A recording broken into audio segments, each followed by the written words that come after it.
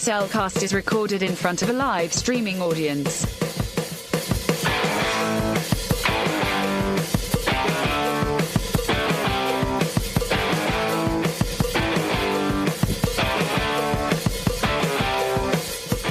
Hello and welcome to another episode of The Cellcast. Joining me today is a man who just wants to play with a cat. Welcome, Jacob. It's like, well, just be like, it's a friendly little neighbor that I just met, and I gotta befriend and be like, apparently he just likes to hiss at me the entire time. Why, thank you. Yeah, true, exactly. Why, thank you. Let me introduce a co-host. Our co-host, sorry, not the you know what I mean. I am the definitive article. Thank you very much. Okay, whatever. Why, thank you. And let me introduce our co-host, a man who just cannot look away from his silly little mirror for 3 seconds. Welcome, Drew. The crazy thing is I'm not that narcissistic. Yet. Admittedly, give it time. Give it time. Also, joining us tonight from the Retro Rewind podcast is a man who, well... Name it Roy. You can stop right now. It's not Roy. Only Roy would say that. I mean... Only Roy would say that. I was just going to say he sometimes tends to be grumpy. Welcome, Francisco of the Retro Rewind podcast. How are you doing this evening? I'm feeling about 3.5. Oh, are you now? I gather as much. Oh, come on, Francisco. You gotta let it flow. Let it flow. Nice. Very nice.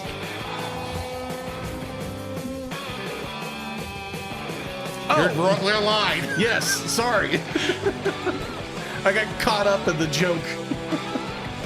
And let me introduce another special guest, a man who just needs to flap his wings a little bit. Welcome, PaulGPowers.com.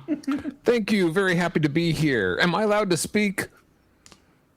You have salvo authority. Excellent. Very happy to be here. Thank you so much. Also joining us this evening, we have another special guest, a fish. Welcome, Big Salmon. Hello. You can call me Catfish. Meow. Dogfish. Catfish, meow. We got a name change in the middle of a podcast. Moo. Or you can call me Horsefish. I did not know calculus was here tonight. Exactly. Mercalculus. Mercalculus. I have bubbles behind me, and I come from the ocean. Are you from the river? No, I come from the river, and I'm in the ocean right now, traveling back to my home. What happened to your R's, Big Salmon? They're in the bubbles. Apparently. Bubbles. Rebels. And this is a cross connection through water. Somehow I got someone's random phone, and they also had Candy Crush. So Should we play Candy Crush while you are on this? All right. maybe Hey, Big Salmon, don't worry. When I'm in the water, I have bubbles behind me too sometimes. that's perfect. Oh, this is going to be good. Well, episode. on this gaseous episode of the Cellcast, tonight we are reviewing the movie Flow, a film I knew nothing about before I watched it. So why don't we go ahead and jump into the spoiler-free section of this review. Certified fresh and spoiler-free. And since we'll start with our guests, Big Salmon, what is your spoiler-free thoughts on this film? My spoiler-free thoughts on this film is the characters in the movie Flow were, I feel like, without words, they told a pretty big story that I really liked, that some people who are just used to word shows and movies wouldn't really like to see, because it would just be music, and the music that was composed, I don't think it was made by AI. They're taking 20% of our water. And that's important to you as a salmon. Exactly. Yes, I need this water. Composed music was very nice to hear. I really liked hearing it in the intense part, the calm parts, and it was just a really good movie and all. I thought everything was really nice. So, would you suggest other people go watch it? Nah. Yeah, probably. All right. Just you're gonna just have to read the book called The Book with No Words, and then you'll understand the movie. Is there an actual book with? Yeah, there's a book called The Book with No Pictures and The Book with No Words. I mean, I know there was a book called Meow that was written by a cat.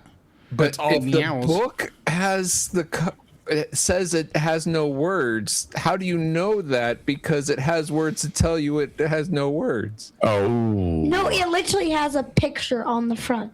Oh. No words. Okay. Oh, okay. All right. Interesting. People just click. PaulJPowers.com, what are your spoiler-free thoughts?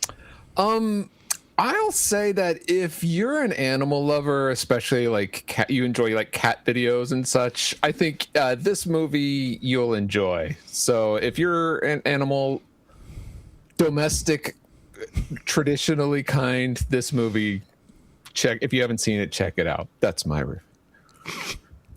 All right. Francisco? I'll say for me, if you enjoy really digging in, watching a film and then having deep thoughts after and ultimately being confused, then this is the film for you. Oh wow! I have a feeling I know where that's going. You have no feelings. Oh, I have the feelings. I have all the feelings. No, but I Jacob, have all the feelings. Jacob, why you don't... have no feelings, Who said Roy. it? You have no feelings, Roy. Drew has all the feelings in the world.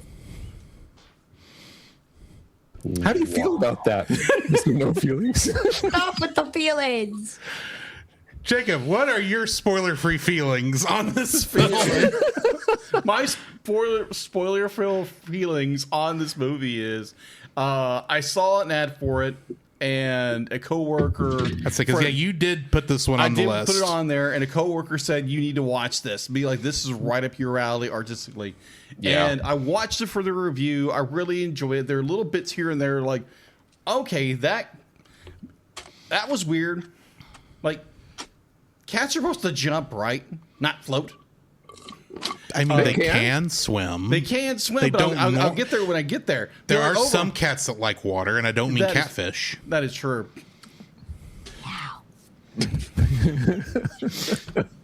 No, but overall, I really enjoyed this film. I love the artistic, the fact that there are no humans, there's no human voice right throughout the entire thing. That, like Big Salmon said, the overarching story is really good. There's little hiccups here and there in the story, but overall, I did really enjoy this. Mm-hmm.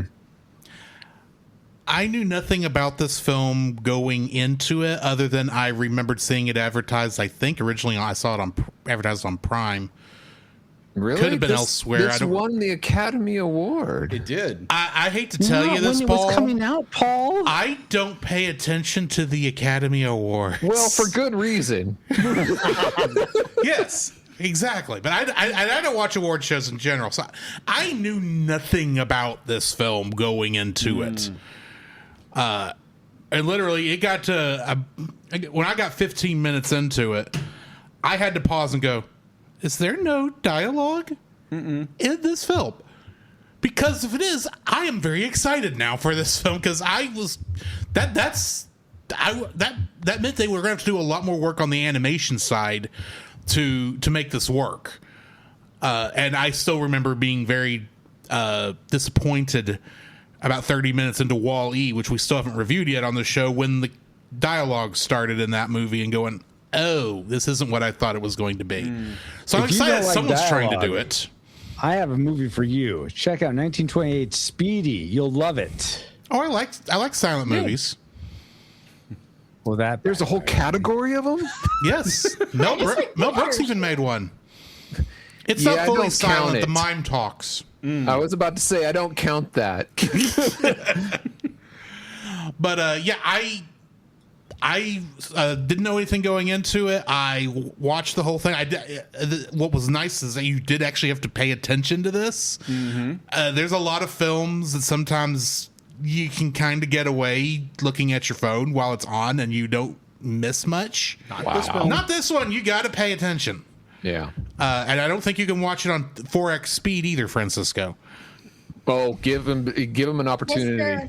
Speedy. But I really did enjoy it. I thought it was animated very well. The fact that this is as close to an independent animated film, I think, as you can get. And I think it's like the first one that doesn't have any big names attached to it that actually won an Academy Award. Right.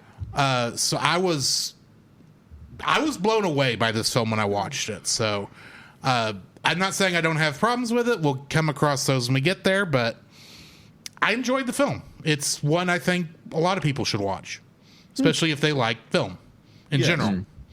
In animation. Indeed. So now that we've gotten to the end of our spoiler-free section, let's go ahead and jump into the spoiler-filled section of our review, and we will get into this thing. Okay. The following is a spoiler-filled review for the film Flow. Listener discretion is advised. Flow was written and directed by Giants Zabaldis, and if I mispronounce that name, I do apologize.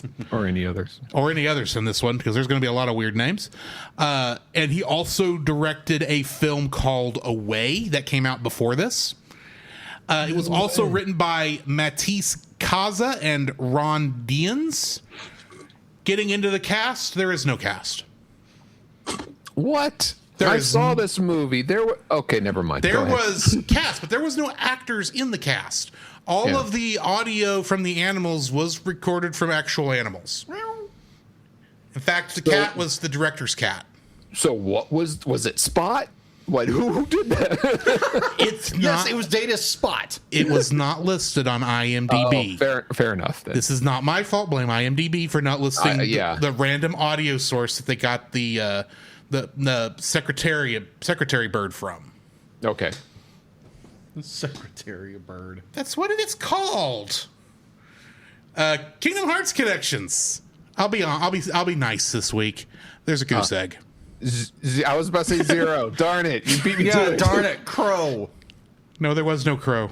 Are you sure?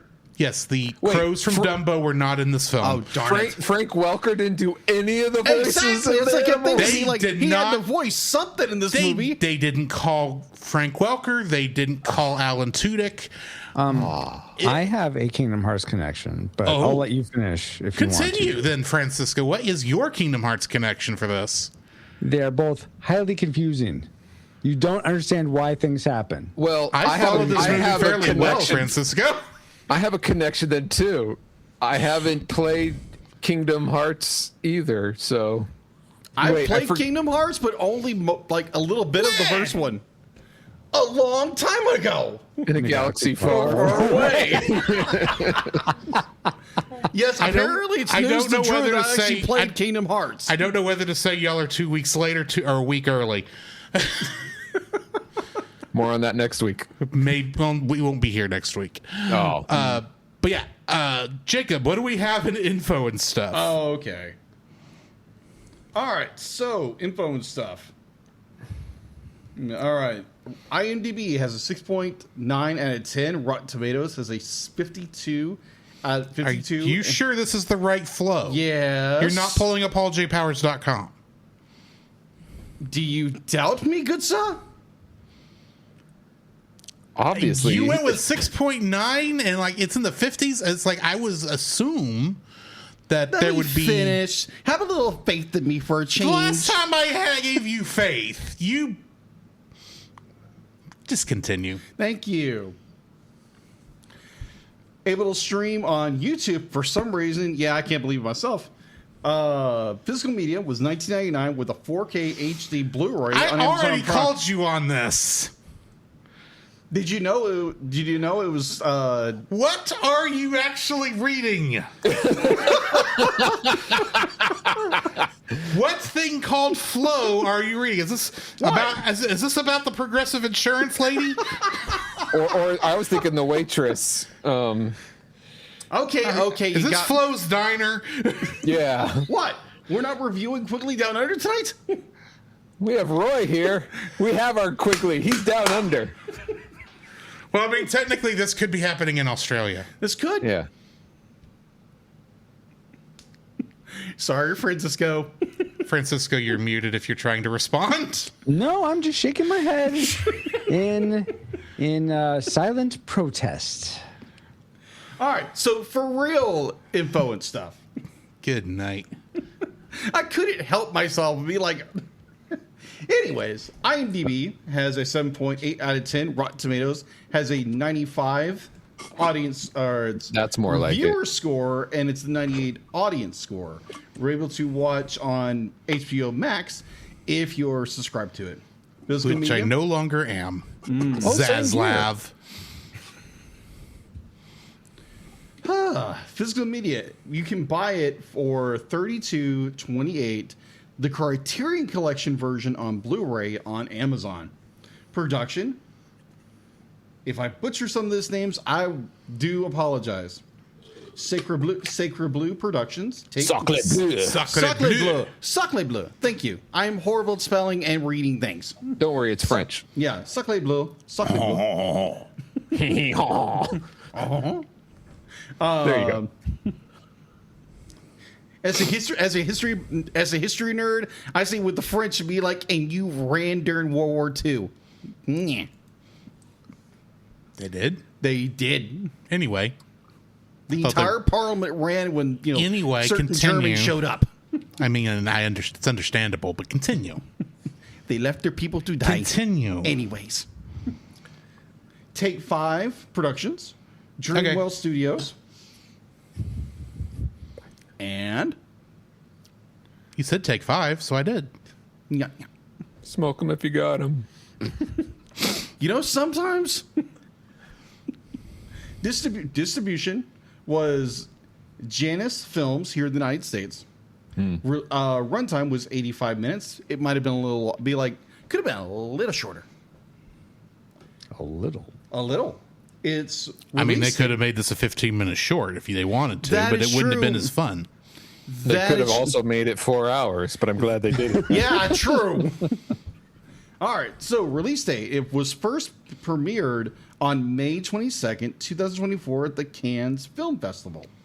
And then it was, again, if I butchered this name, I apologize, in Latvia on August 29th, 2024. At least you didn't say Latveria. No, I got close to really saying that. October 30th, 2024 in France. November 22nd, 2025 here in the United States for a limited run, I think in New York and California. And then it was released all over the United States in 200 theaters on December 6th, 2026. And oddly enough, on January 15th, 2025 in Belgium, Germany. Box office.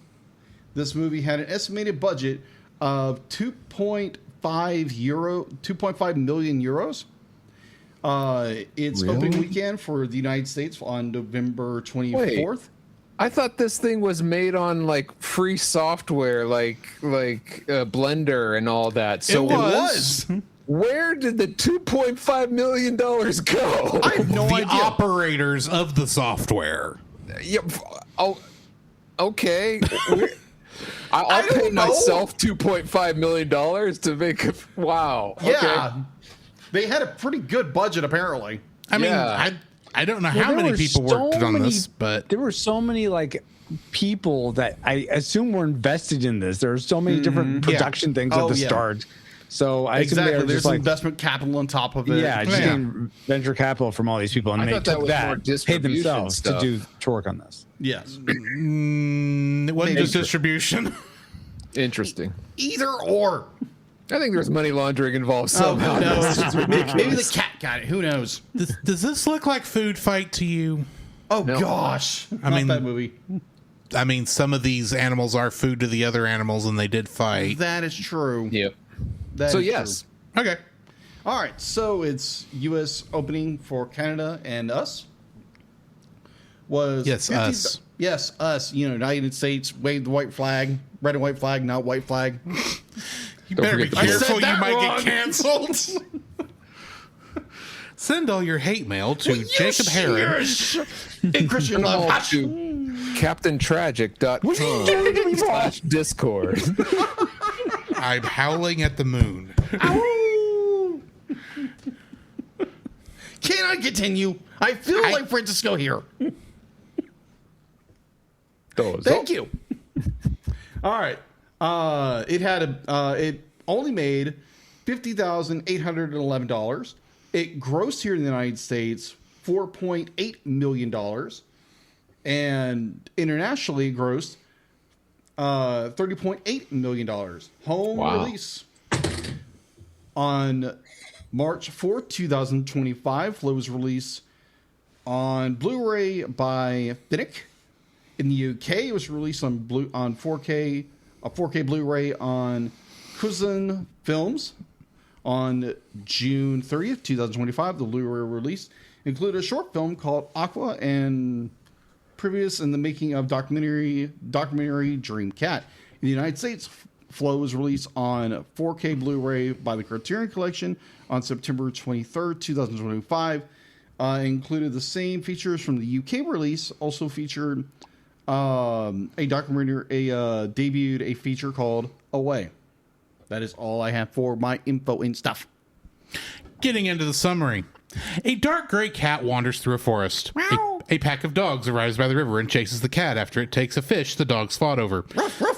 The cat escapes but notices a deer stampede before it is caught in a massive flood. The cats and dogs survive the flood and reach higher ground. A yellow Labrador retriever from the pack follows the cat to its abandoned cabin with wooden cat sculptures. They both notice the water level rising, and the Labrador joins the other dogs on a passing boat. As the flood consumes the cabin, the cats climb up on top of a giant cat statue until the waters reach the top of the statue's head. This guy really liked cats. As the rising water completely submerges the statue, the cat jumps into an approaching sailboat with a capybara aboard. The next morning, as the boat sails through a partially submerged forest, the cat goes overboard and begins to sink while trying to avoid a white secretary bird.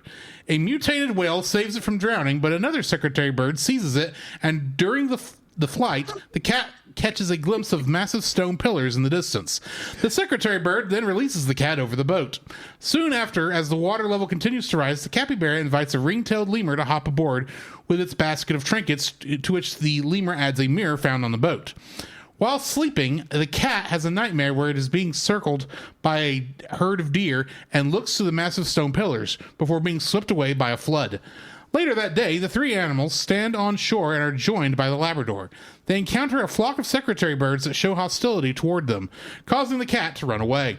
The younger secretary bird that first encountered the cat pleads with the leader to spare its life, only to lose in a duel and have its wing injured before the flock abandons it. With a diminished ability to fly, the secretary bird joins the crew. The crew arrives at a half-submerged city near the base of the massive stone pillars. The Labrador takes the lemur's glass float to the secretary bird to play fetch, but the secretary bird kicks it off the boat. The lemur gets angry and starts fighting with the secretary bird who is steering the boat. Due to the loss of control, the boat's mast is caught in a tree. The whale breaches out of the water, producing waves that free the boat from the tree. After learning from the capybara, the cat improves its ability to swim and catch fish. Later, the crew sees the other dogs stranded in a bell tower and rescues them. As the boat sails through the huge stone pillars during a heavy storm, the secretary bird flies away. The cat falls off the boat but swims ashore. It climbs the stairs to the top of a stone pillar and finds the secretary bird there on a labyrinth-like carving on the floor. For a short duration, gravity vanishes and a bright portal opens above them. They are both temporarily weightless, but the cat floats back to the ground while the secretary bird flies towards the light and disappears. The cat rushes down the stairs and tries to swim back to the boat, but it is too far. It finds the lemur's glass float and uses it to stay afloat. The water level drops quickly as massive fault lines open in the earth, draining the water.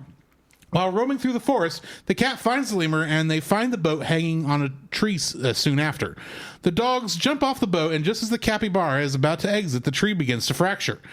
The cats climb the tree and passes the boat's rope to the lemurs and dogs, who pull the boat toward them. When a rabbit scampers by, the other dogs abandon the Labrador and its friends to chase it. The cat falls but is caught by the capybara. They both manage to jump off the boat before it falls with the tree into a ravine below. Just as the crew celebrates, another deer stampede occurs. The cat flees, but stops when it comes upon a whale beached in the forest. The cats comfort the whale and looks at the massive stone pillars.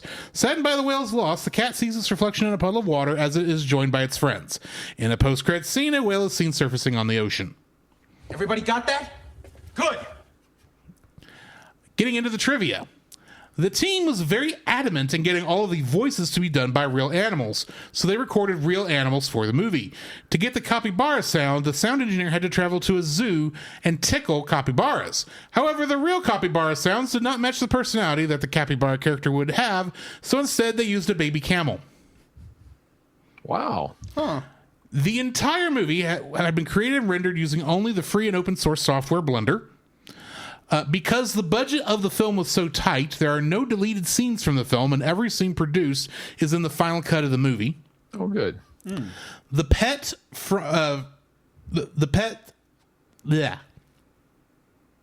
the sound used by designer Gurwal Kolik-Galas was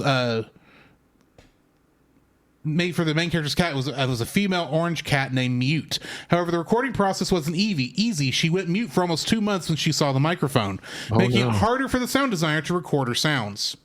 Is that kind of like when when parents put the camera on their kids to capture a moment and then they stop doing that thing? One day when he was alone with his cat, he found an old microphone and decided to follow her with it, thus successfully recording all the sounds for the main character in the film. Nice. The drawing of the cat from inside the house was drawn by director Gene Zobalotis. It was the only concept art he ever made for the film, since everything else was modeled directly in Blender to save time. Nice. The animals shown are from a wide variety of locations in real life. Since the movie doesn't take place in our time or possibly even in our world, it is assumed this is intentional. The secretary bird is from the African savanna, the ring-tailed lemur from Madagascar, the capybara from South America, and even a few spotted axis deer from India. The whale was originally planned to be based on a real whale, but it was designed to look more mythical. This is the 7th film not produced by Disney or DreamWorks to win the Academy Award for Best Animated Feature after Spirited Away, Happy Feet, Rango, Spider-Man Into the Spider-Verse, Guillermo del Toro's Pinocchio, and The Boy and the Heron. Our two main hosts. And I would like to point out that of all those films, the only one we have not reviewed yet is Rango. That's so go fine. check out those episodes. Yeah. That brings me to the end of the trivia. Big Salmon, what is your like for this film? One like I have for the film is how around the end of the movie, and this whenever the cat is able to get on the tallest stone pillar, the bird with the broken wings. The secretary bird? Yeah, the secretary bird for beat up. There's like a bunch of bubbles and mythical stuff, and then the cat starts flying. Same with the bird. Oh, yeah? But the cat doesn't fly fully up because the bird has wings to fly all the way up. And I speculate, and other people speculate, that it's that the whole thing is Noah and the flood and all the animals getting flooded, and the secretary birds are angels that went back up into the pillars. Okay. Interesting. Cool. So like almost like it's a type of retelling of Noah, the Noah story from the Bible. Yeah, I could kind of see that. Yeah. And I liked that was like one of my favorite types. That was my favorite time of music, because the music was very beautiful, and that was a really nice thing I liked about the movie. Even though there are a lot of other good things, I think that has to be like my favorite. Hey, Big Salmon, the music was so beautiful. Was it as beautiful as? Oh my gosh, it's my hometown song. They sang this when we were babies. Why don't we give that an encore? There we go. Our mama sang that to us. Yay! It's my song. Yay. I love that song. Right? It's the best part of the movie. Exactly. Oh my gosh. Wasn't in the movie. If you played it on 4 times speed, it would be speedy. I don't think I can make that do that. But anyway. Yep. Anyhow, PaulJPowers.com. What is your like for this film? For me, the best thing about this film is the no dialogue. The fact that it was able to keep my attention the entire time, and to do it without dialogue is a big feat. And some of my favorite comic book stories and other things that I've seen, and even cartoon episodes, some of my favorites are ones that have no dialogue, and how they're able to keep the attention through it out is a wonder to me, because I don't know how they do it, but they did it, and I'm impressed by it. So that's what impressed me the most. I actually very wholeheartedly agree. That's one of the things I liked about this film also. Francisco, what is your like for this film? I actually really appreciated that so the main characters are animals that don't talk. I mean, they make their animal sounds, but they don't talk. They just say, Pikachu and all that. But Pikachu. so we're in this world and we don't. What was that? Bulbasaur. Exactly. So we're in this world and we don't know what's going on. We see obviously humans were there. There's houses and jars and things that humans have made. Statues to the cat gods. Yes. Statues of the cat god. That whole huge city that looks like, I don't know, a Venice type city, I guess. So obviously people were there, but we have no idea what happened to them or why there are no people there. And much like animals that may be alive after like a massive apocalypse, they wouldn't know what's going on or why things are the way they are. They would just be as confused as us watching this film. So I really appreciate that we're there, that we are seeing this world through very literally through their eyes, because they don't know what's going on. They're just like going along with the flow. And we're along for the ride with them, also not knowing what's happening. Yep. You went super speedy. Would you like me to go faster? I guess I could say that faster if you want. We can fix that in post. And that's speedy. Oh my gosh. So that was my first like, is just the sense of, Right. obviously these animals wouldn't know what's going on, and we as the audience feel that same way. We're not alone. Yeah, we're not alone. Jacob, what's your like for this film? my like for this film would be the breathtaking animation, the fact that they were able to use simply the cap system and whatever other system they were. It wasn't cap system. This was just Blender. Okay, Blender. The I'm sorry. traditional animated frames with cells, they did that one by one. It's amazing. With the C and a single L. Yeah, exactly. apparently. That's the one. Yeah, just the fact It was on Blender. the fact that everything was done in Blender in this movie, and how they're able to animate everything in this movie so breathtakingly beautiful. I was blown away by the fact that it was done simply in Blender. I was like, what in the world? After the fact, I'm like, wow, animation's gorgeous. I have to. Didn't make my dislikes, but I want to bring it up because the version I watched, so many of the color bits looked blotchy. This looks because it's on SDR, not HDR. They only had an SDR standard. There was a lot of color banding, but I believe the color banding was intentional. Yeah, I think so. I think the color banding was on. Why would you intentionally do that? Because it's crap. I know. I think they were going for more of a painted feel. Yeah. like an I know artistic we're gonna get to expression. this later, Then give me a painting. Okay, I'll stop. but I'll stop. in the Batman, No, I agree with you, Francisco. in some of the Batman episodes, remember how they It- turned it blurry on purpose? Oh yeah, I do want to talk about that later. But yeah, We'll get to that. Good. But I Okay, mean, like, so- I do appreciate what they did artistically with the animation. The fact that they were able to use just Blender with everything on this, and bring out such. I think personally, artistically, it does have this gorgeous merit of like artistic, joy all over it. I think. And I was just kind of blown away artistically by it. I was like, "What in the world am I watching?" And once you get behind the scenes, you understand what's going on. Be like, this was done simply in Blender. This was not, Disney Pixar. This was like a small team doing this. And it's like incredible. You can definitely feel the passion behind this project. Yeah. And I do agree, but like some of the color blends are a little bit odd, but then it's artistic charm of it. Yeah, I agree with Francisco. You can definitely feel the jankiness of it. Yeah, I'll get there. I'll get there in a minute. But, Yeah, we can get there, but I will say to I comment just didn't know on if it was the version I watched No. or if that was everyone. So No, I no, think I wanna comment. the color banding was there. I think the intention was they were going for more of a brushstroke feel on a 3D model, and sometimes it worked, sometimes it looks blocky.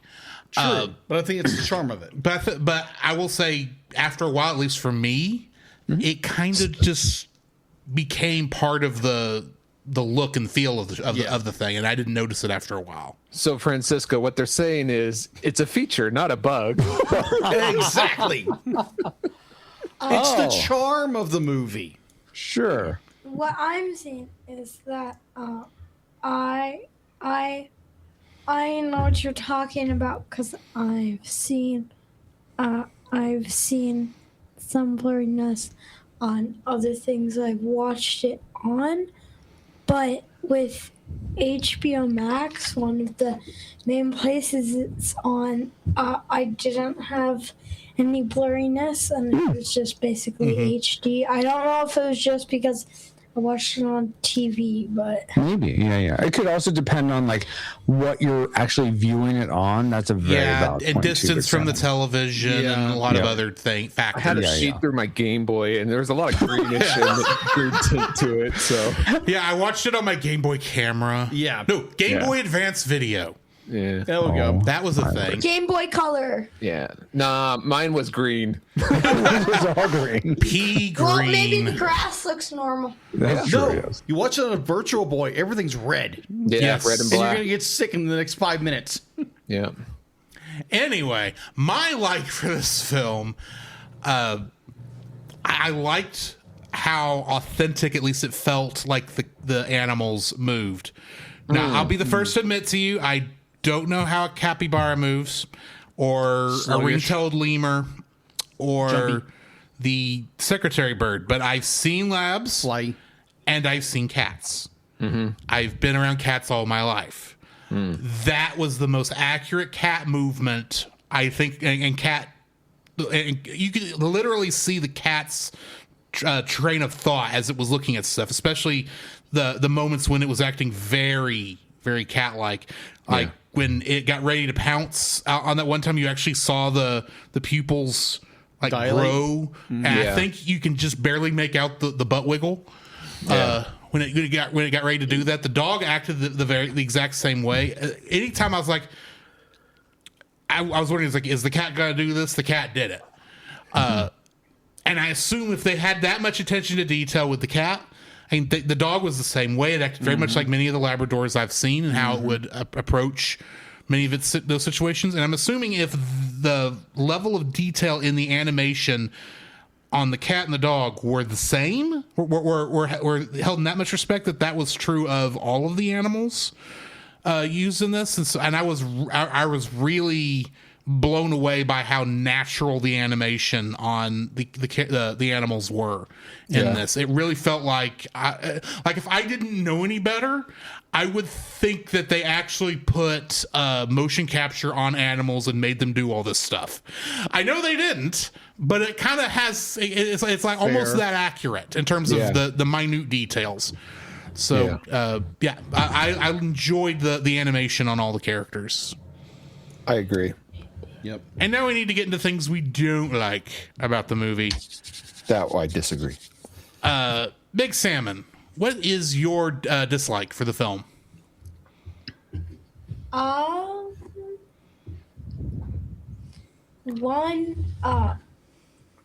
One bad dislike I have is the fact that you are ready to watch this nice movie,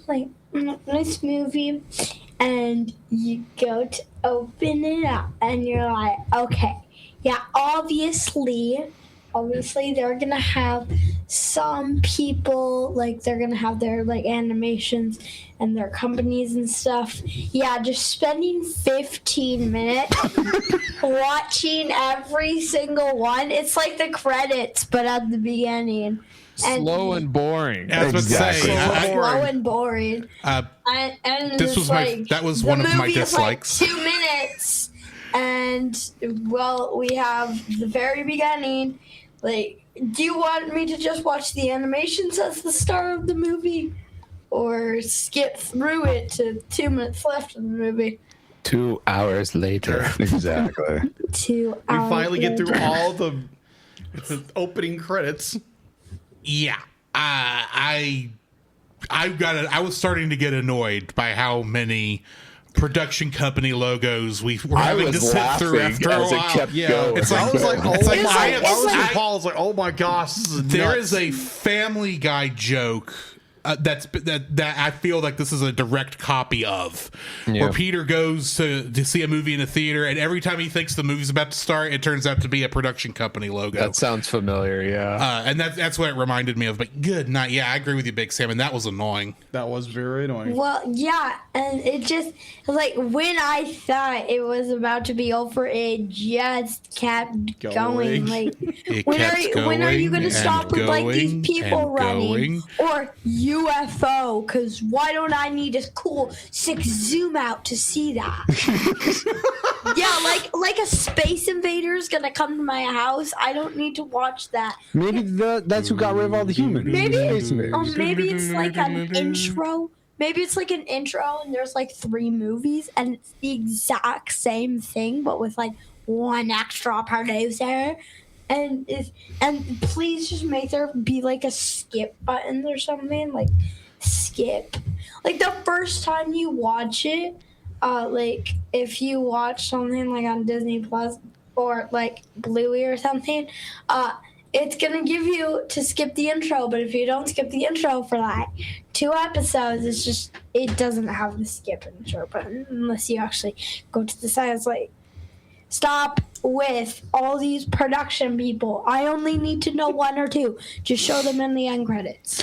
I will say this tends to be a problem with European films over pretty much some of the other countries I've watched. This is what happens when you don't use freedom units. I think there might be a law in Europe that causes this to happen. I'm not sure. Hey, Drew, if you're American before you go into the bathroom and you're American when you come out of the bathroom, what are you when you're in the bathroom? European. I'm aware of that. Oh my gosh.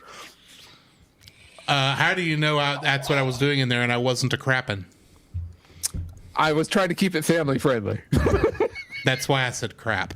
Yeah, everyone's just stooling around for no reason whatsoever. Paul J. Powers, what is your dislike for this film? The animals know too much. The fact that they could steer and they know what's going on, like one is collecting, oh, let me help you collect, and let me, like, these aren't like, I thought it would be cool. They could have easily did a little tweak and kept it as like, okay, they don't know how to steer, but the boat just, takes them where it needs to go. I think they could easily set this quote unquote in the real world, and it still would have made sense for the most part. And I think the movie would have been better for it, rather than putting it in this fantasy realm where the animals don't talk, but they know everything else. Fair. Well, I think animals can adapt to certain things. They're not going to pick up every human trait. Be like the fact to be like, maybe the bird doesn't understand. Be like, oh, if I turn this way, it can do this. But it's not this, Well, mathematical equation. But, yeah, from what I remember, and granted, it has been a week since I watched the film. The capybara, while he was in the boat when the cat got there, I don't know if he was actually steering the boat. He eventually steers. He eventually Eventually does, but steer it. it's almost like after the cat bumps into the rudder and realizes you could steer with it. yeah, they kind of What's a good word for it? It's like trial and error. It's a lot of trial and error trying to figure out what's going on. Exactly. And they know never too much. used the sail to make him go faster either, so they never figured that part out. Yep. I mean, really, that boat should have capsized a number of times. That is true. You want to throw physics? That made my like that cat on the ball would not be able to float. That cat would be underneath the water if physics were involved. That is true. There's a little bit of You have to suspend reality for like a little bit. It was like, a little bit. Yeah, a little bit. Come on, just flow with the mood. Oh my god! Let it flow. Let it flow. Can't hold it back anymore. Especially in the bathroom.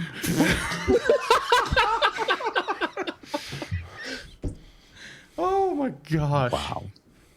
And I thought we were supposed to be the mature ones. We are. I am. Jacob. I'm just running to my river. Or flowing. Well, why don't we flow over to Francisco to find out what he absolutely hates about this film?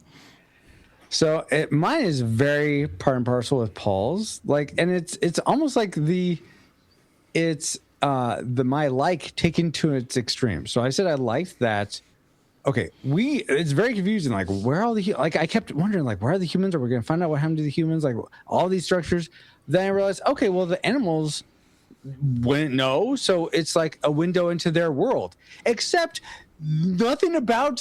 Okay, that's where the reality ceases, and we get, like Paul was saying, all these fantastical elements. All these animals are teaming up together, and now they know how to steer a ship, and now they're going to a pillar for some reason. Oh yeah, this is the place we're going to go. For some reason, we know this is the goal. Now that's a very human thing. I think you see something you don't know what else to go. Well, this one thing in the distance everyone can see, so we're probably going to meet someone else there. But animals aren't going to do that. They're going to be like foraging. They're going to be doing everything they could do to eat. Which the cat eventually does, but that took forever. I don't know how these animals aren't starving by the time they get to that point. Each other by that point. Then there's all these animals that are in the same place from vastly different parts of the world. And then there's all these. I didn't know where these pillars that are so high up on a mountain where this flood doesn't reach. It's like, where in the world is this? There's just so much that. If you're going to ground the movies so much that, okay, the animals don't talk, there is no dialogue, and we're seeing the window of what it would be like through the animals' eyes, great. Just keep it grounded then. Don't have all this fantasy surrounding it. If you're going to do that, then give them internal dialogue or some way to communicate so that we as an audience can know why is the Secretary Board floating to the air all of a sudden. I mean, if it's some sort of going up to paradigm. I'm not done yet, Paul J. Powers.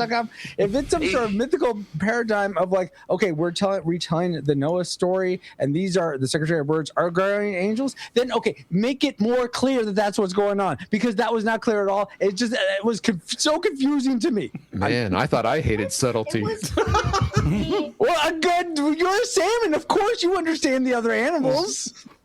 Yeah, but Acting like a bunch of animals. yeah, it was. Oh my gosh. I'm not saying anyone else has to agree with me. This is why it's my dislike. No one else has to agree with me, but that's my dislike. But this one thing is that I think the reason that the cat sleeps on that bed is where it used to sleep with its human, and when I agree you with that. say that the animals know too much, isn't there this thing where a cat thinks of a dream? Yeah, why is the cat dreaming about the deer? What's the point of these deer? How are they not dead? That's a whole other thing. All those deer would be dead. I'm sorry. The deer, yes. It's a dream. No, they're back at the end. They're at the very end when the waters recede. The deer are there again. On the other side, there's land. Yes, but Then tell me that somewhere.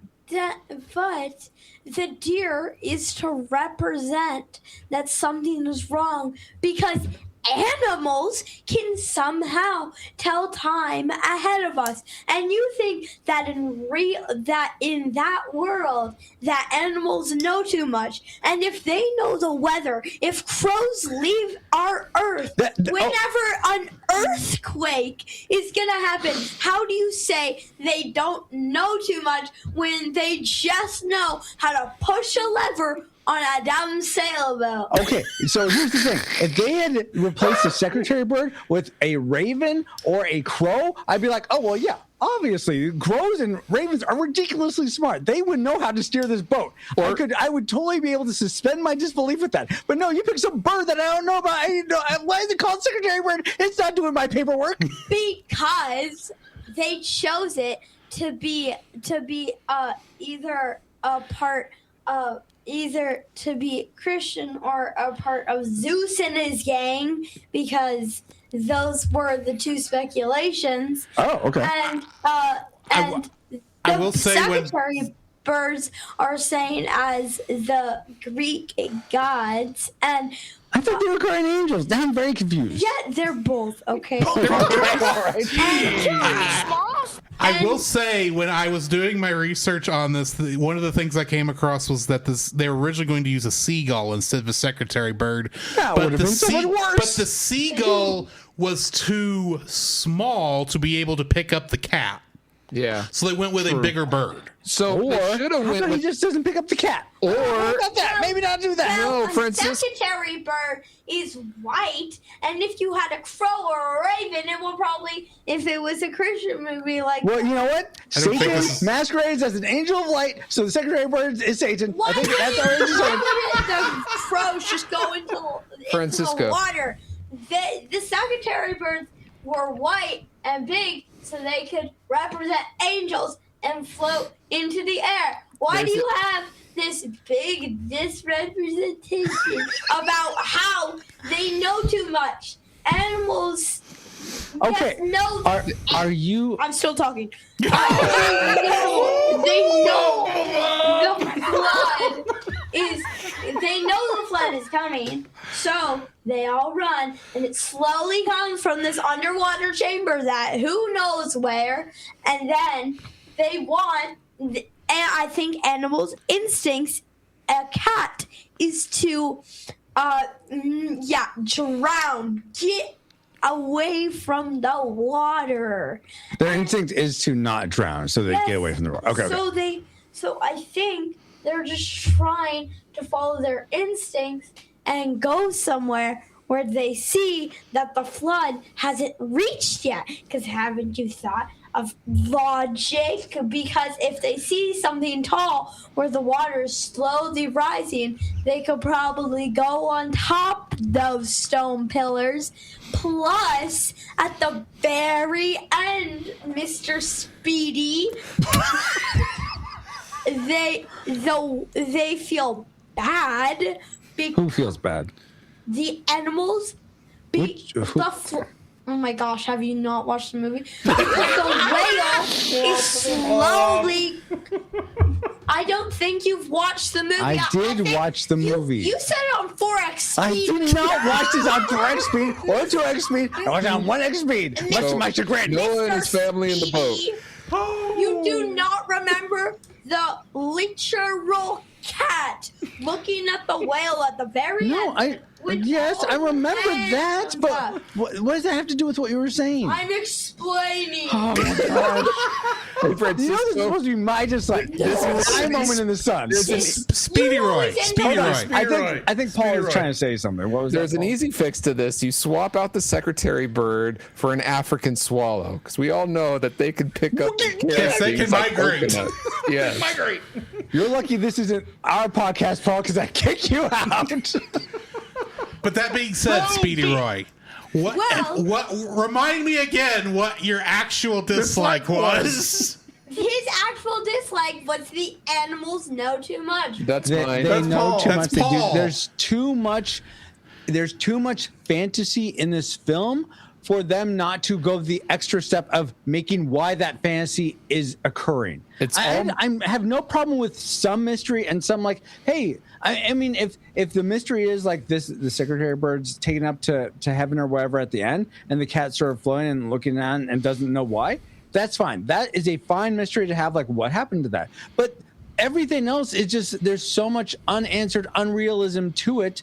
Then if you're going to have that amount of unrealism, have the animals talking. And if you're not going to have them talking, have a lot more realism. So to condense what your dislike is. No, you don't need to condense it. You need to expand it. I think we need to condense it. Your problem is they got too much fantasy in your reality.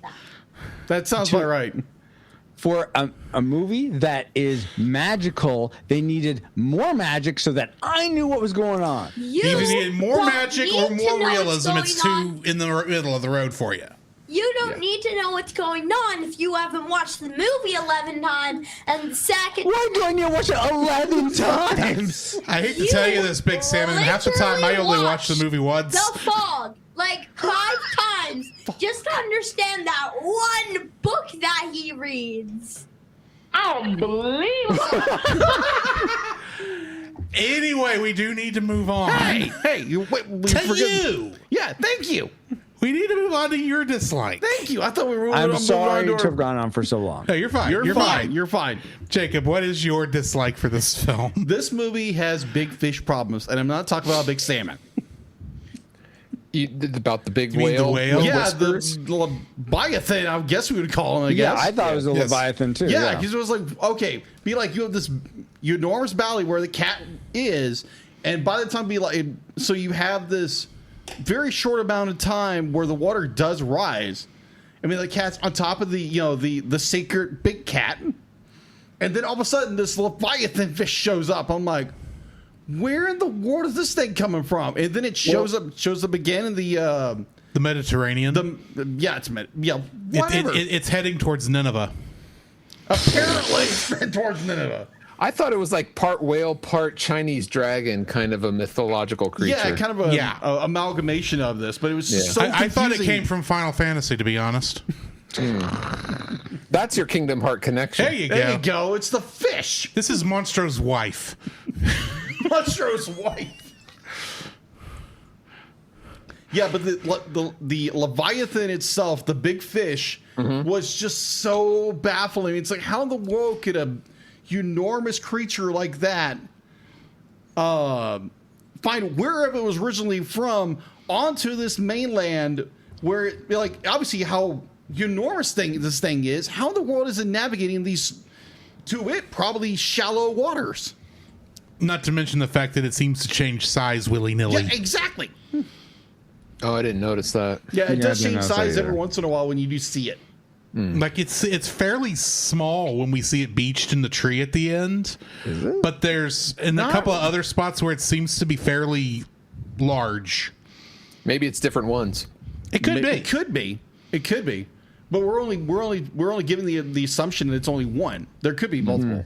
But it's just, we never see more than one in frame at a time. That is true. There is I do agree that there is a little bit like What's the word? I kind of do agree with both of your everybody's kind of dislikes on this film. I also, there's a lot really kind of screwy with this movie. But be like, overall, I really enjoy it. I think this is Levian showing up. And I was like, what in the world? But be like, it added a chain of mystery in the movie. But at the same time, it's like, what is going on? Like, a lot of this movie is like, what's going on? Well, like, like the cat statues, it lets you know that it's in a different world. Yeah, very much. Yeah, I mean, and if watching this movie like 11 times, it would actually reveal a lot more about what is happening. That'd be great. I get the sense, though, that that's not going to happen from. I think Francisco, they wanted specifically you, to come up with fabulous Francisco's fabulous fan fiction. It's fabulous. To tighten it up and connect all the dots. I just wanted to say something. Go ahead. I also think that the secretary birds were leaving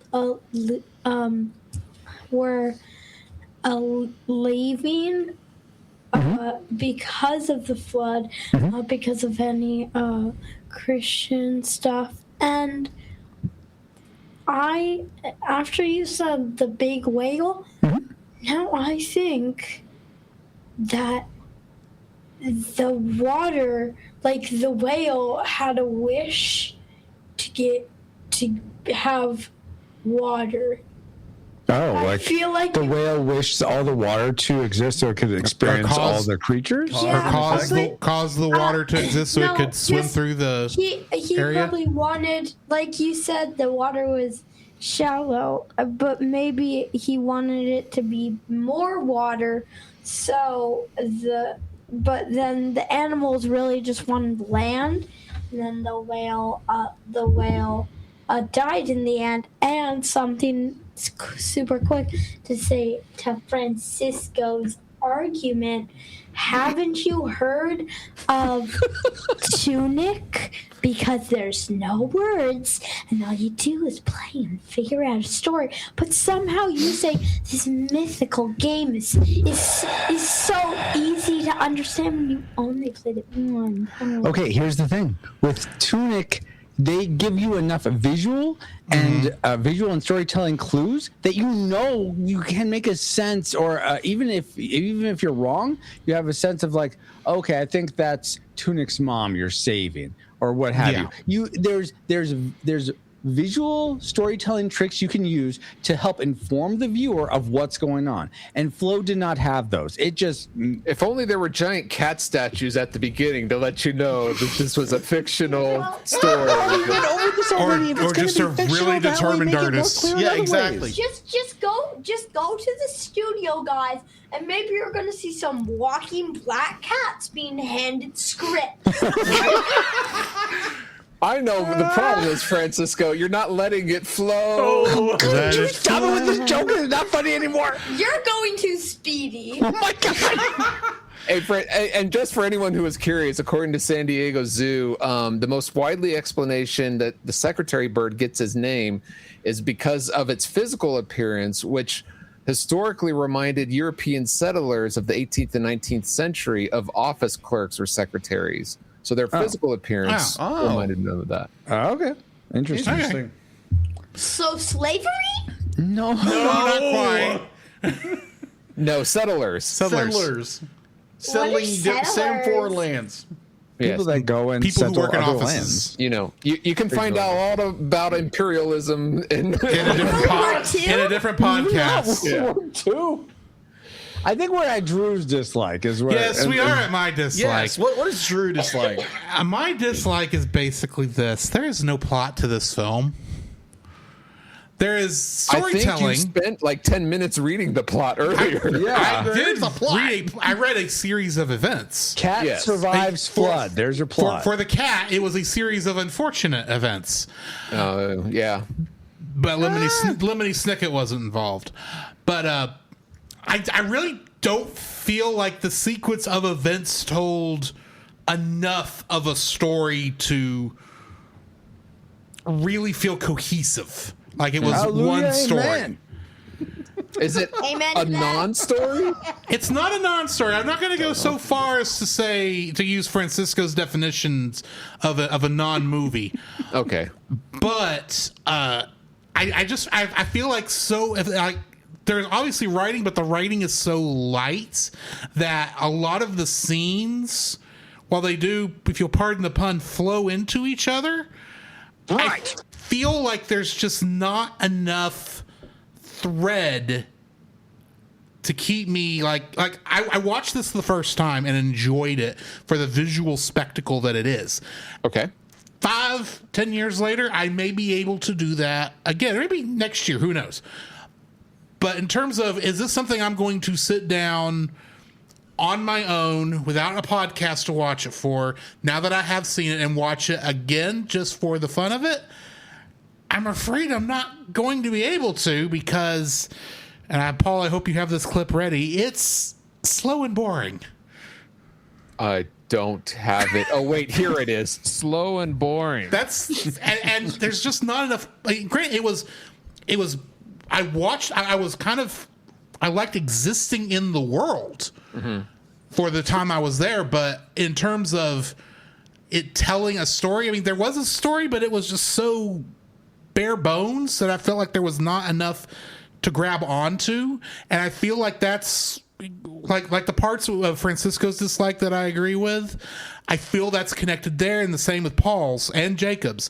It's just there's so much disconnection between like the individual liked stories that I just don't feel like it's a complete story.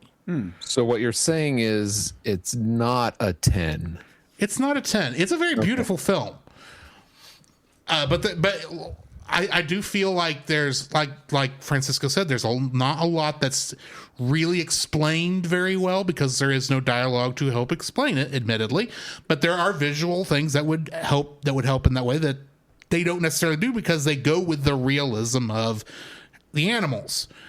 I'm still sitting there and looking at the secretary bird going up to heaven, and I'm like, but why? He didn't seem hurt.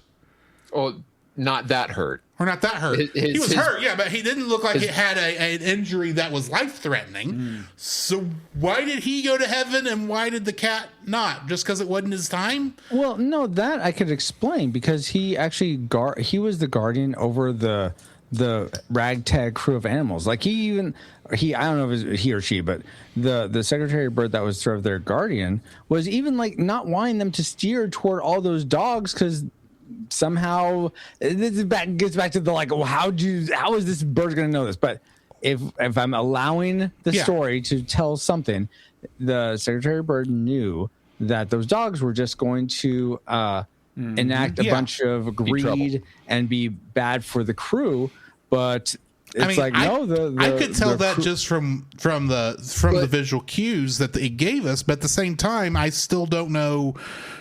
I agree. There's a lot of disconnect. I don't know why the bird died because just a flesh wound. I get it too. Yeah, I don't know. It's one of those things where there's a fundamental thing here. I'm not 100% certain what it is, but it affects like a lot of bits and pieces. The movie is so beautiful. I enjoyed watching it. It was a great hour and a half sitting here watching, wondering what was going to happen next. But if I'm sitting here being very objective about what is right and what is wrong about the movie, there is something fundamental in its story, in its writing, that does not, that feels like it disconnects everything. And I think it comes down to the fact that I don't know what the plot is other than the animals are going down the river. Because there's a lot of things that just are not explained in a way that helps the story. It's kind of like life sometimes. And maybe that's all it comes down to. And I will admit things that are just like representative of just how life goes sometimes without an actual story don't really usually flow with me that well, if you'll pardon that pun too. Yeah. But yeah. Makes sense. So we do need to rate this film. Yeah. Big Salmon, what is your rating for this film? I know you're new to the show, so our rating scale, it goes from 0 to 10, rounded to the nearest 0.5. And is 10 the best or 10 the worst? 10 is the best, 0 is the 10 worst. out of 10. 10 out of, whoa. 10 out What'd of he 10? say? Is that 10 what out he of 10. said? 10 out of 10. 10. All right, 10 out of 10. Hey, don't get any. Speedy arguments you've. Those were the best. Those were the 10 out of 10s. Paul J. Powers, what is your gosh. rating for this film? I rated a 5, right down the middle, because this was my first time watching it. I don't think I'm better off for watching it, but I'm also not disappointed that I watched it either. So it's just like kind of right in the middle. Okay. Francisco. This was tough because it's certainly so much prettier and better looking than Fire and Ice. Oh, too bad. I would say it's 3.5. 3.5. No, it's as 5.3. convoluted. I'm gonna give it a 4. I'm gonna give it a 4. Okay, 4. 4. Okay. Yeah. So what you're telling me is that there's still a Wrong with chance. you. Nothing's wrong with me. That's my 3.5 rating. plus 0.5. Yeah. Jacob, what are you rating this film? I'm just like artistic merit alone in this movie. Be like it's a very good but yet very confusing story. You know, like I do enjoy a lot of what goes on in this movie, but it is royally baffling. But I do enjoy. I'm always drawn back to the art of how they're able to do everything simply in Blender. And it'd be like the artistic style just draws me in. I'm gonna give it a 7.5. I thought it was a really good film. Drew? You guys know if you want artistic beauty, you can just go to a museum and look at paintings, right? You could just do that. That's horrible. We're called the Cell Cast. We're not Low called and boring. Yeah. Thank you, Big Salmon. Thank you. The problem with paintings, as much as I enjoy them, Francisco, is that they're not sequential art. Yeah. And we are reviewers Well, of you're going to the wrong sequential museum art. then. Go to the Museum of Sequential Arts. That's Sequential called Arts, the yeah. movie Low and theater. boring. Yes. That'll be the day. Wow. No, I am going to be rating this film a 7, which for me, I really consider 7 to be kind of middle of the road because that's like just passing. You know what's actually middle of the road? 3.5, I know. Yeah, I know, but I forgive me, I'm a product of the American education system. Oh, I don't know if there's forgiveness for that. And so 70% is considered average. Yes. It's a low C. It's a very low It's C. a low But C. remember, I would this say, is and I made would in say Europe, this is. so you got to go with the metric system. So maybe 5. I'm going with 7, my You friend. mean- It's you mean American. 5.7. Okay, that's okay. No, I mean 7.0. Or 5? Maybe 5? No. You want me to go up to 7.5, Francisco? You want to go down I'm to not- 0.75? I'm Okay, not- that's fine too. I'm not. I'm going to stick at 7.0. Okay. For And rating that's this, so middle of the it's road for you. a good. If I were on the Retro Rewind podcast, Yes. I Be would nostalgic. say this is a nostalgic film. Right down the middle. It should be you should go and watch it and enjoy it at least once. Whether or not you want to come back is your own business. That sounds like a classic to me. Agreed, Paul. Agreed. And yes, Francisco, you can watch it on 4x speed. It will make even less sense then. Goody. Goody two shoes. Next week, or not next week, Yeah, in 2 weeks, because we are taking the weekend of Memorial Day off, we will be looking at the film If, which stands for Imaginary Friend. This is a patron pick from Artsy Steph. So, and I believe she is joining us on that review. fun. So come back for that here in about 2 weeks. As if. Exactly. Is that Is that with John Krasinski in it, or he Yeah, directed John it? Krasinski and Ryan Reynolds. They're both in it? They're both in it. Okay. So we're going to hit the intermission and play some bumpers and then talk about some Batman. Batman or Batman. This podcast is a proud member of Culture Box. Whether you enjoy geeky reviews, comedy, or original fiction, you can open up the Culture Box and find something excellent for your soul. Point your web browser to culturebox.media. This week, we suggest checking out the Retro Rewind podcast. Woo-hoo! I wonder why. Every other week, join the Retro Rewind pod as they travel back 15 or more years along the entertainment space-time continuum in their mission to review movies and games and establishing what is still worth your time today and what isn't. Expect fun banter and trivial insights from Francisco Paul and a rotating cadre of guest hosts who are all out of time. The Cellcast would also like to thank the following patrons: The Monster Island Film Vault, Edwin Gonzalez, The Book of Gaming, Artsy Steph, and PaulJPowers.com. Hey, you're right there. PaulJPowers.com. If you would like to have your name shouted out on the show, plus episodes of our Patreon exclusive show, We're Just Super Saiyan, yes, that is coming back. We'll get around to it. You can donate to our Patreon at the $1 level. At the $5 level, you can get that plus uncut episodes and ad-free episodes of the Cellcast. And you can get special art from Jacob. And then at the $10 level, you can force us to review a film of your choice within reason in 2027, because 2026 is full. And you can also be on that guest host on that episode if you wish. Please also go check out our Redbubble store for stickers, t-shirts, and other various things. And if you want to support us without spending any money, please rate and review and subscribe to us wherever you found us and share us with your friends.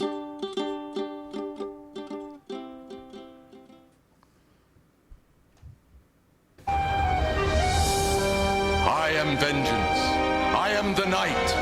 I am Batman. Batman. Batman. There is a song the good folks sing. Song the good folks sing. Batman the Animated Series. You Scratch My Back. First aired November 15th, 1997. It was production episode 92, broadcast episode 92. It was directed by Butch Lekic and written by Hilary J. Bader. The synopsis for this episode: Catwoman entices the estranged Nightwing to cooperate with her against a gangster over Batman's wishes. Didn't she do the same thing in Batgirl Returns? She did. Just with Batgirl instead of Nightwing? It's Catwoman. That's all she does. Yeah. Anymore. True. New cast for this episode. We got Sal Lopez as Enrique El Gancho. Joe Lala as Gunrunner number 1, Steve McGowan as Gunrunner number 2, and Michael David Donovan as Gunrunner number 3. Trivia for this episode: when Catwoman's motorboat crashes at the end of the episode, the resulting explosion is actually reused footage from the scene in Superman the Animated Series episode World's Finest Part 3, which we've technically also reviewed as part of the Batman Superman animated film. We did. You can't do that. You can't do that. This is in which 2 Wayne Lex T7 droids blow up after Batman electrocutes them. The episode is also notable for showing blood twice. The first time is when Enrique El Gancho cuts Batman's arm, and later when the criminal has blood running from his nose. Though he had appeared as Dick Grayson in Sins of the Father, which y'all were on also. This is the DCAU debut of Nightwing.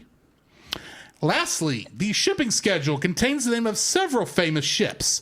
The Andrea Doria was named after an Italian admiral. Several ships were named after him. Most famously, an ocean liner that capsized in 1956. The SS Minnow is a charter boat that ran aground in the television series Gilligan's Island after a 3-hour tour. And of course, the HMS Bounty is famous for its 1789 mutiny. And the Poseidon is a cruise liner from the disaster book and film The Poseidon Adventure. So, what are our thoughts on this? Big Salmon, why don't you start? My thoughts on You Scratch my back is I think it's kind of like bad. Bad? Okay. No, Bad? no, no. Oh. Kind of bad of Nightwing to just start actually going with Catwoman's plans and Catwoman's acting all nice and stuff, but then when she takes her emerald back, he realizes that she's a bad guy. A funny thing in it is when later in it, when Batman and his buddy, I forget what their name is. Robin. Yeah, Batgirl, yeah. And when she comes and Nightwing's like, why are you here? I'm just for it's just me here. And then whenever I think Catwoman is running, I don't know. Actually, no, it's one of the thief guys that's running. Batman says he's all yours. Oh, in the beginning. Yeah, and okay. then later in the package area where they learn the locations, Nightwing says to Batman, she's all yours. Oh, that's a bookend. Yeah. Gotcha. It's kind of funny. And I think it's an okay episode. Was this the one with the blurriness also? Yes, it's so frustrating. I think it was just in the first. I thought maybe my TV was going out. Then a split-second scene later, it was fine, and then another scene later, it was blurry again. I was like, "That's crazy! Stop doing that." It's like the soft glow on the after the explosion. Yeah, and I wasn't sure. Do you know, Big Salmon, why they would have that? The glow, or why do you think they? Oh, why? They had the blurriness to make the effect of Nightwing's suit look like it's glowing. Oh, you think that's why? Maybe. Maybe. That might be a possibility.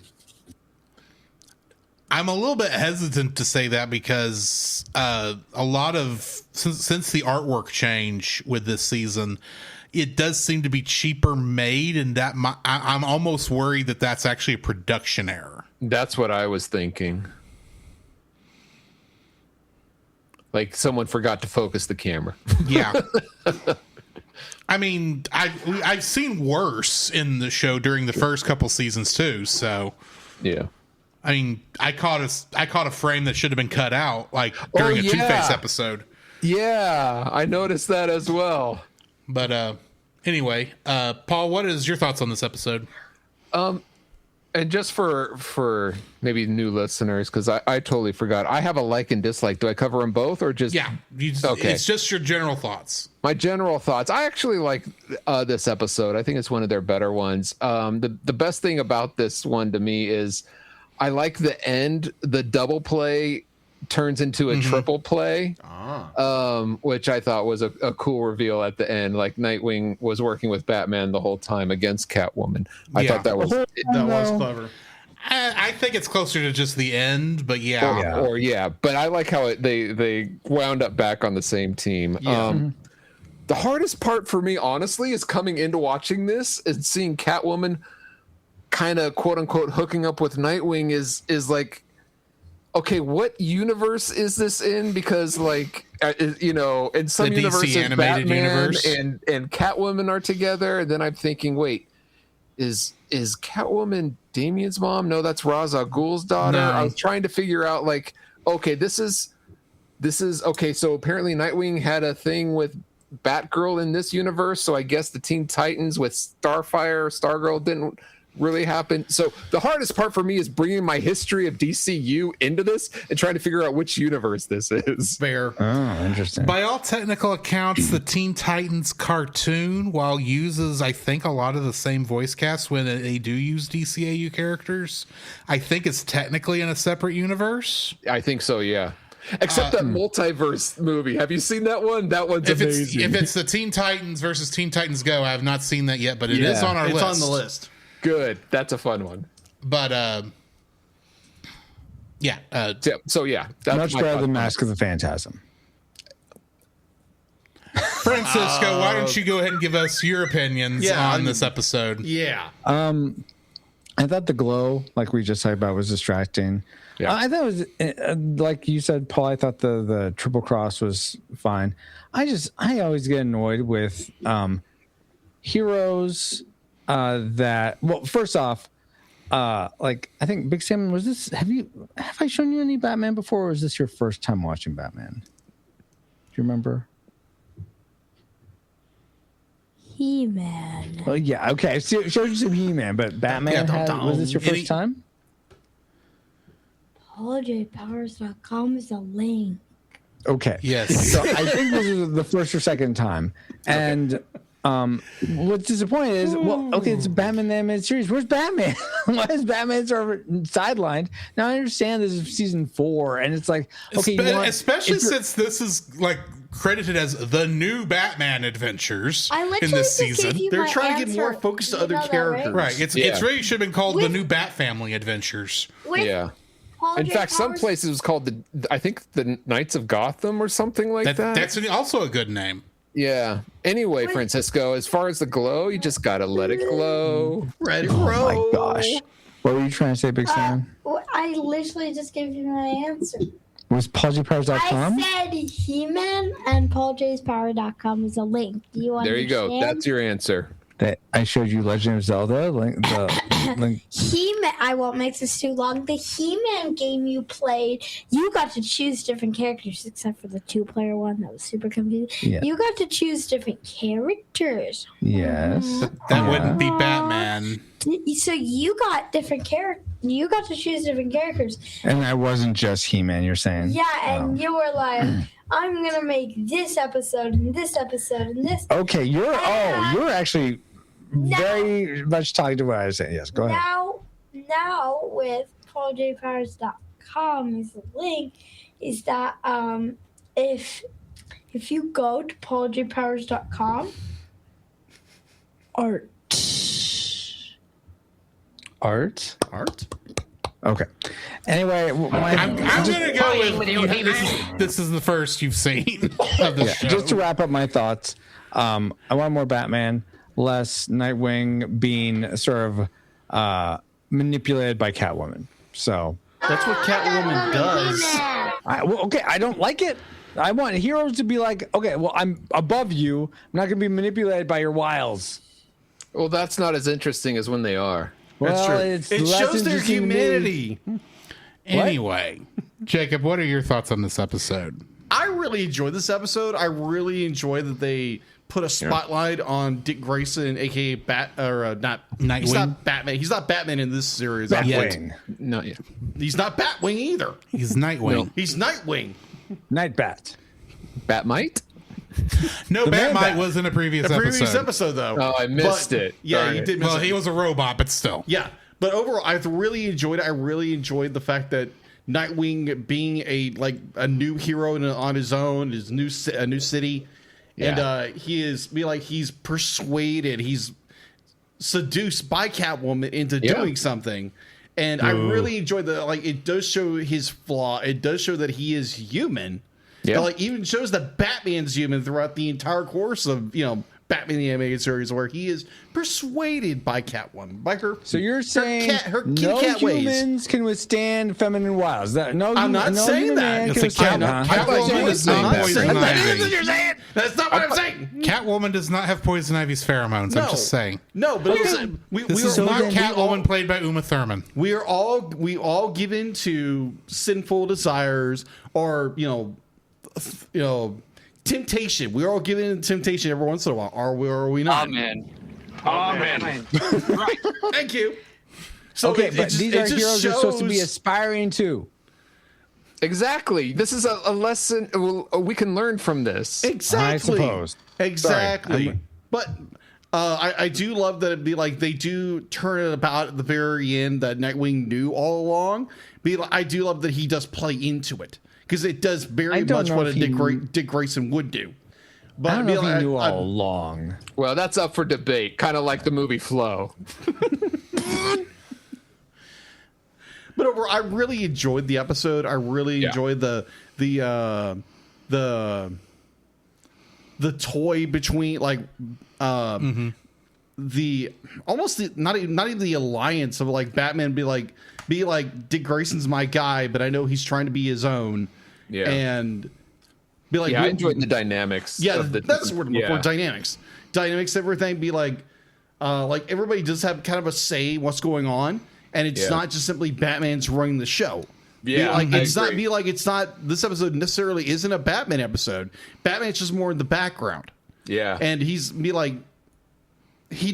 what Catwoman's going to do. He helps everybody set up the situation to where it can be the goal can be achieved. Yeah, I'm sorry, Francisco. I agree with Jacob. I think the episode is better for it. Yes. Thank you, Paul. Yep. So Speedy Roy, if this were just a standalone story, I think for the most part it would be fine. The problem is not, what was it, 6 episodes ago? Catwoman did the same thing, but with Batgirl. Yes. Oh, yeah. Now, granted, in terms of production, 3 years have passed in the real world, plus an entire season of Superman the Animated Series sits between the end of that show and the beginning of this one. Yeah. So, I mean, they're, in a way, it has been a little bit, but the fact that Catwoman does the same plan twice, only going with Nightwing instead of Batgirl, I kind of want better from her. Yeah, or you want better from the writers instead of copying each other's works. Right. Well, I mean, this is slightly different. The fact that it focuses more on Nightwing's teenage angst, if we're being perfectly fine, accurate about it, and him kind of having a little bit of a spat with Batgirl at one point, and then at the end, because Nightwing probably does actually remember when Catwoman did this with Batgirl, he figured it out ahead of time that she was copying the same thing. At least that's how I interpreted it. Interesting. I feel like this as an introductory episode for Nightwing, not Dick Grayson, but for the superhero known as Nightwing. Yeah, I think it's good that with way. Yeah. his mullet. Very his 90s mullet. Yeah. I feel this is actually a bit disrespectful to him to have it be a copy and paste from another episode from a different character, and to not give him like if you're going to have a Nightwing centric story, to introduce this superhero to us, even though we already know Dick Grayson, but show for if you're gonna, I kind of wish it was just a more original story with him. You can still have him going against Catwoman, that's fine, but not having him, not her trying to trick him into being her stooge. That's what I don't really like about this episode. Okay, that's interesting. That's fair. You ready to jump into the next one? Yeah. Well, I'm a little scared too. A little scared too. What were you gonna say, Jacob? I was gonna say, but like the fact that like this is kind of Catwoman's MO. She does try to persuade people to do things for her, to align with her. I know, but this is the same thing. I know, exact same thing. She did so much better in the past in the show. Well, old habits die hard. Exactly. Yippee-ki-yay. Mother Smucker. Which I do wish if Bruce Willis had been able to make another one, that would have been the name of the last Die Hard film. No. But unfortunately, that's not the case. Technically, it would have been Die Hard Year One. Yes, but Old Habits Die Hard would be a great name for a Die Hard film. To end the series. A great one to end it on. But the fifth one was so bad. I haven't seen anything past the second one. So. Anyway, Never Fear first aired November 1st, 1997.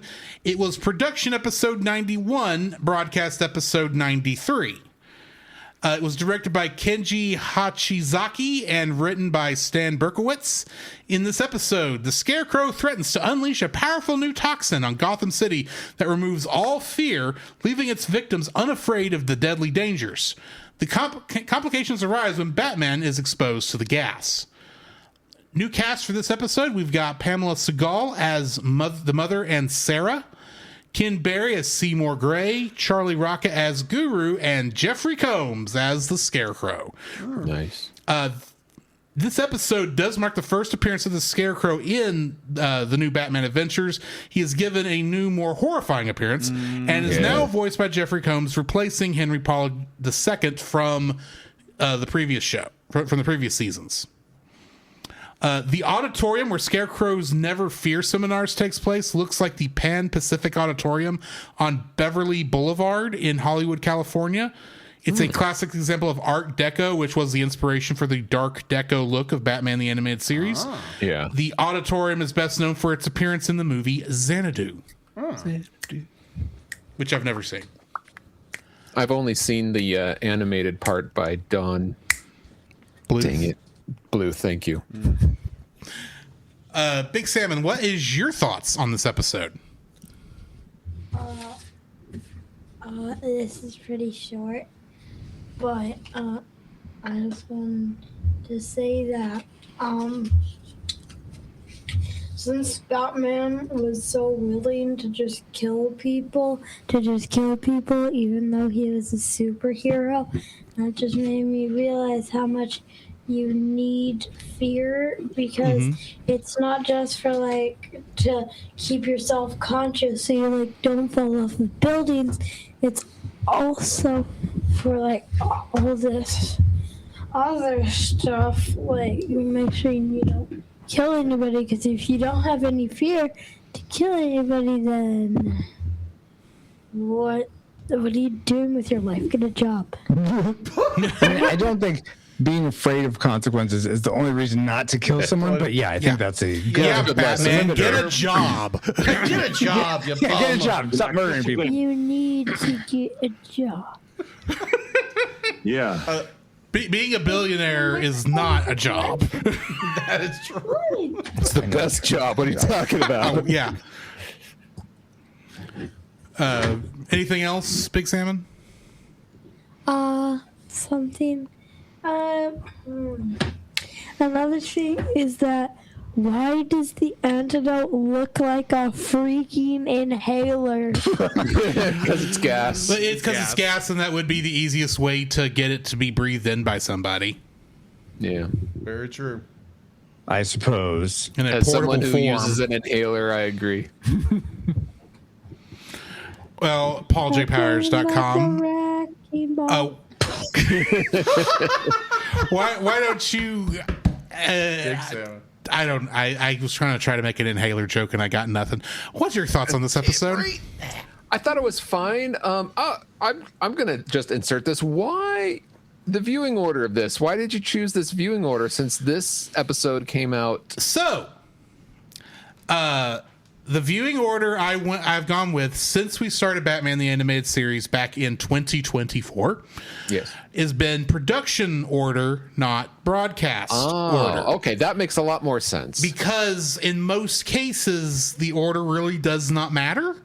Because except for 2-part episodes, they're all kind of standalone as long as... Yeah, that's fair, because they're standalone episodes. Yeah, most for the of most them. part. That's why... So I was actually under the impression until last week that this season 4 was actually in the same order, both production and broadcast-wise, but Never Fear and Double Talk proved me wrong.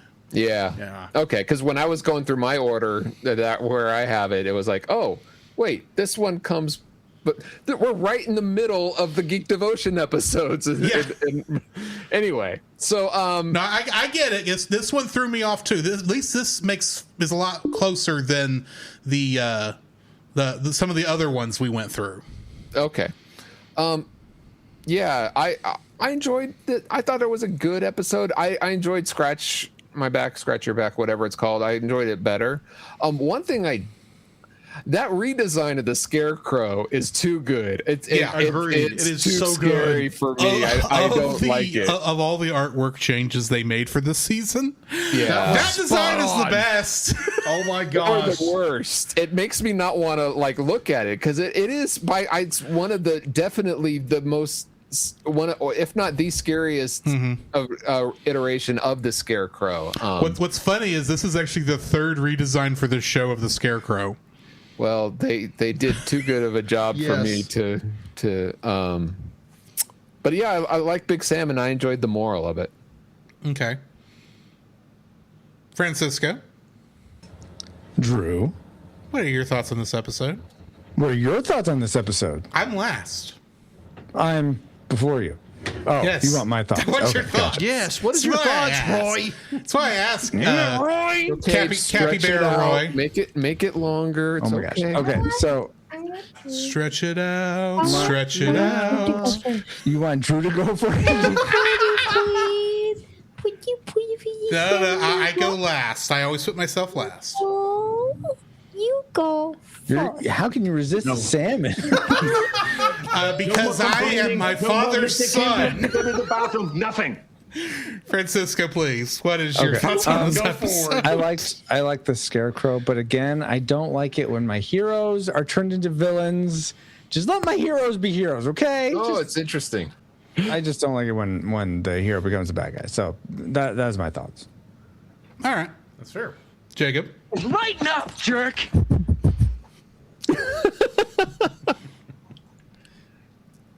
Again, like everybody said, I love the redesign of Scarecrow. I love that this is a third iteration. I do enjoy that it is a twist on the fear cast where it's everybody has no fear, and That's a great point. yes, I absolutely do love. I love that it does affect Batman. Batman does say, "Be like, this is not affecting me whatsoever," and it obviously is affecting him. It takes what is the Robin's name? This one, Nightwing? Oh, No. no. This is Tim. Drake. Tim Drake. Yeah, Tim Drake. Tim Drake / Jason Todd. Tim Todd. Tim Todd. Yeah. But overall, I really enjoy the fact that Tim is able to take control of the situation and somewhat from Batman to try to take on the Scarecrow and his men whatsoever. And Batman does come in being fully controlled by the fear toxin, by the anti-fear toxin. And it just takes that little stroke of genius where Tim realizes, be like, if I don't stop him right now, he's going to kill somebody. And he finds the solution in the air spray or the antidote. Yeah. Antidote. He finds the antidote and hits him with it and brings him back to his senses. I do love these little episodes where it does take other characters and give them a little more spotlight, and it does show the flaws in a character. A character can be a villain for a moment, and they come back to their senses. They realize the error of their ways. They can learn from their own lessons. Exactly. Yeah.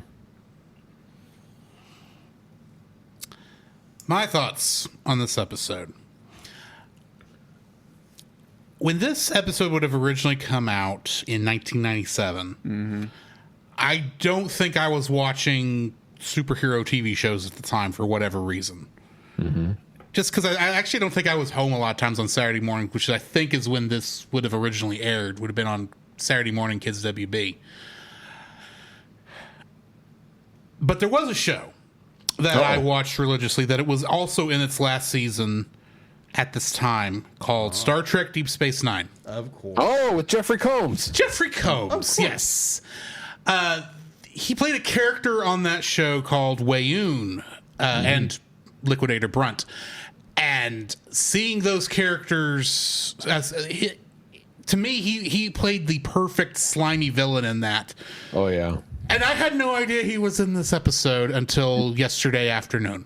I didn't know until you just read it just now. Yeah. That's cool. I was sitting here, just finished You Scratch My Back, watching the next episode, and Scarecrow says his first line in this, and it's not even a long line, it's not even a full sentence, it's more like a acknowledgement or a yes or something to that effect.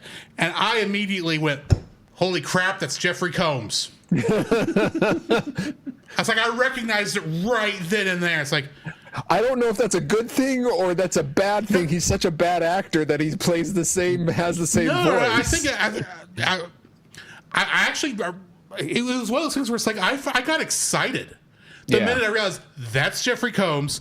He's playing the Scarecrow, the bad guy, which he does well. He always he plays good villains, whether they're comedic or whether they're creepy. And this is definitely the creepy variety. And but even more so, That coupled with the redesign, I was like, oh man, I am here for this. And it does have it, and like y'all were saying, it does have an interesting idea. It's an interesting turn on the character of the Scarecrow, because in all of his other ones, he inflicts fear. But I cannot think of the character's actual name. The Scarecrow's alter. I can't think of his name. But it's Crane.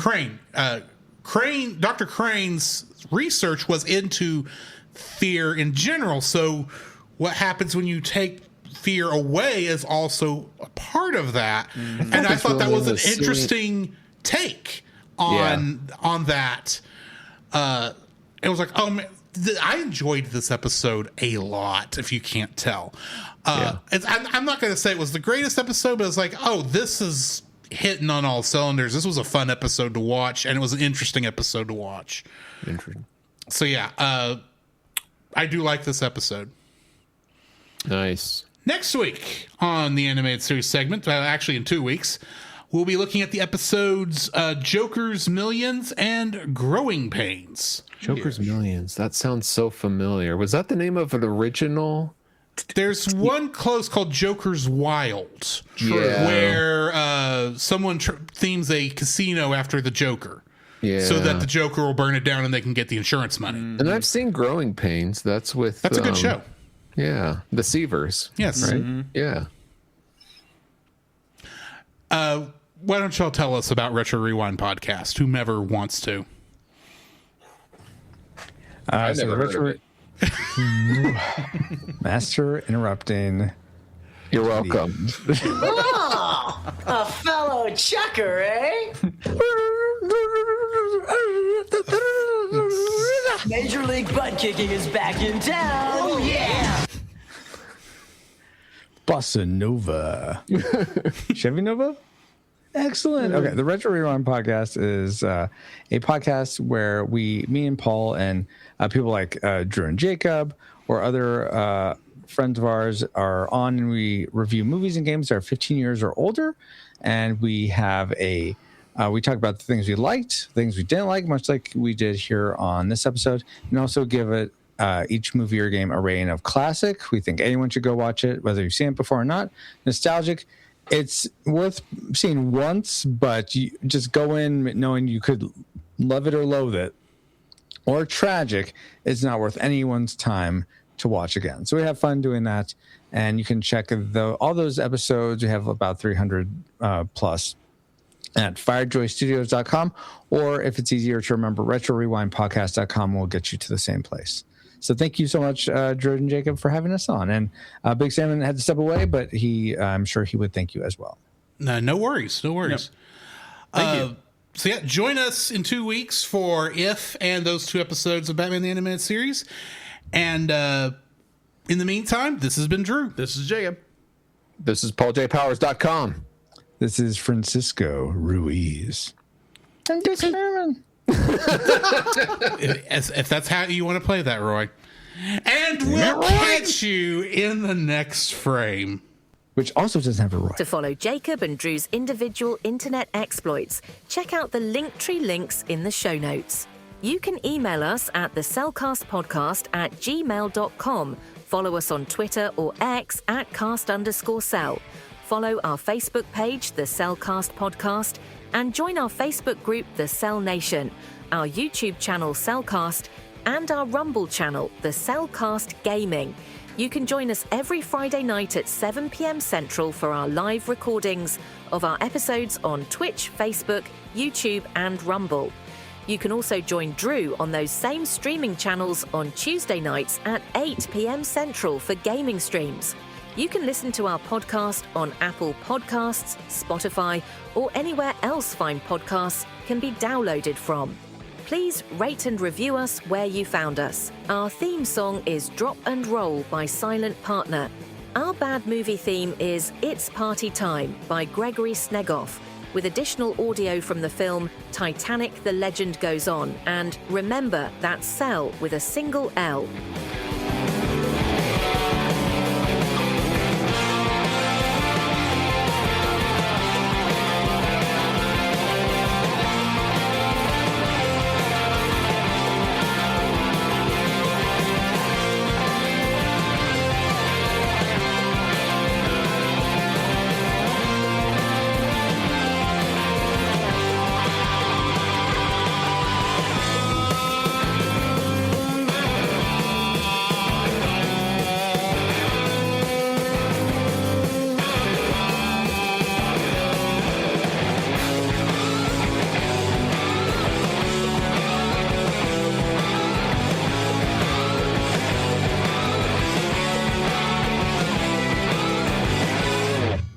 Let it flow, let it flow, can't hold it back anymore. Let it flow, let it flow. There is no bathroom.